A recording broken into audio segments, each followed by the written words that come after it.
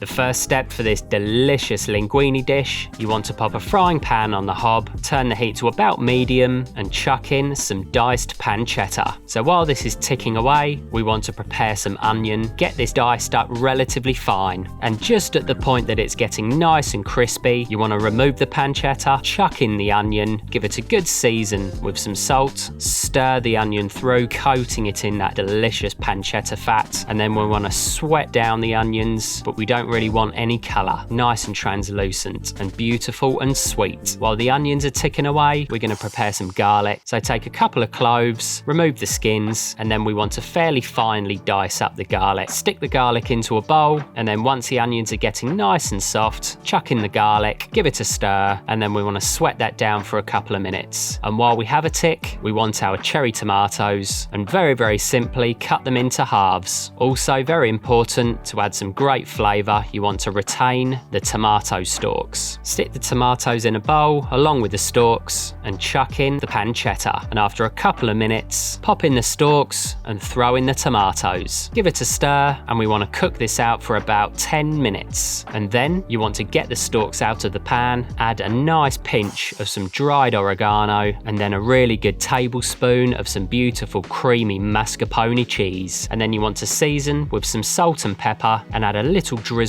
of some olive oil, give it one last good stirring up, and then the sauce is ready to go. So into the saucepan, you want to add water, and once the water's coming up to a boil, liberally season with some salt. We literally want it as salty as the sea. This is very important for cooking pasta. Chuck in your dried linguine, and then you want to cook it for 2 minutes less than the cooking time on the packet. And while we've got a few moments while the pasta cooks, we're going to prepare the basil. So take a good handful of basil, remove the leaves from the stalks, and then using a very sharp knife, gently cut your way through the basil. Stick the basil into a bowl and pop it to one side, ready to go. And once your pasta is beautifully al dente, you want to add a little dash of the pasta water to the sauce, and then throw in your linguine. Give it a really good stir, give it a good tossing up in the pan, and then we're ready to go. Finish with a good handful of your basil, mix that into the sauce, pour the pasta out onto a plate, and then of course, the only way to finish is with a good grating of some Parmesan or Pecorino Romano. Add a nice generous amount of some freshly ground black pepper, and there we have it. All that's left to do is to get stuck in. So give it a try, and I'll see you next time.